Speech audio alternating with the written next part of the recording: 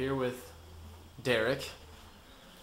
We're going to interview him about his experiences with nursing homes. Derek, how do you do today? How are you doing? Just fine.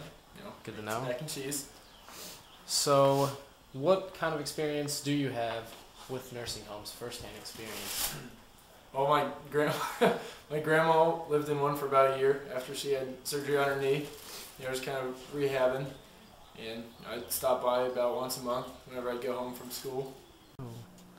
We have Elena Lehman here, and she's going to tell us about her experiences working in a nursing home. Elena, what location and how long did you work in a nursing home? Well, I currently work at the Sunset House Retirement Community. It's in Toledo. And I've worked there since the beginning of October, so not very long. I just started there because I go to school in Toledo now. I work in the supportive unit. Here we have Allie Street, and she's going to tell us about her experiences working in a nursing home. Allie, can you tell us where you worked and for how long? I worked at Little Sisters of the Poor in Clifton, and I worked there for 3 years.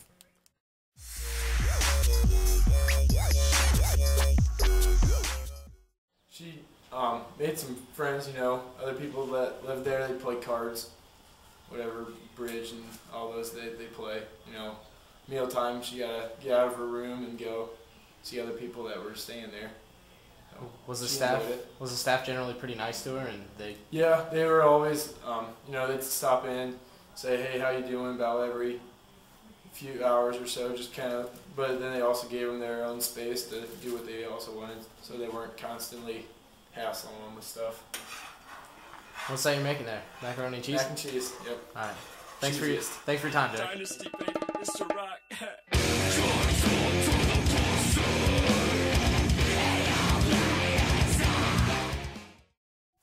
Well, I worked in the dining room on the 3rd floor of the place, and it was, as you went down floors, the patients got worse, so mine were pretty out of their minds. So I didn't really communicate with them a lot. A lot of them didn't even really talk, but I would help them eat, and if we did communicate, we would sit there and just talk.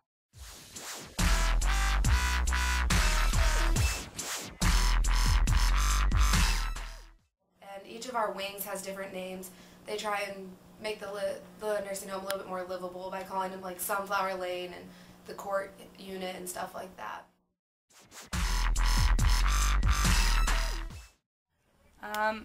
Seriously, dinner time, we just sat there and had music playing, and if they did communicate, they would be saying things that weren't, I don't know, they were saying things that weren't even relevant, and it would make the other ones mad, and sometimes they got in fights.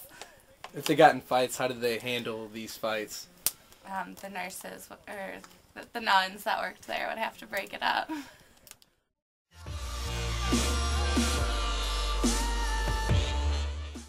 We try and keep it up to date. A lot of our residents have their individual TVs and movie watching systems in their rooms, and we recently purchased a Wii for the nursing home.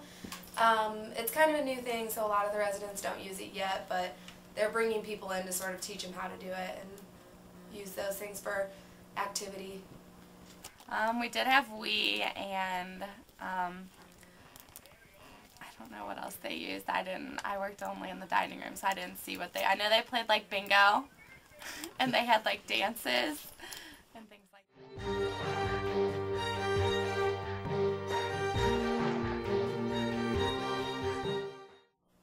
It depended a lot what unit you were in. If you were in like the assisted living, the supportive living unit, you could talk to them like you would talk to like your grandparent.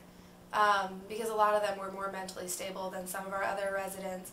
If you were in the memory care unit, sometimes you had to speak to them like a child just to get basic things across.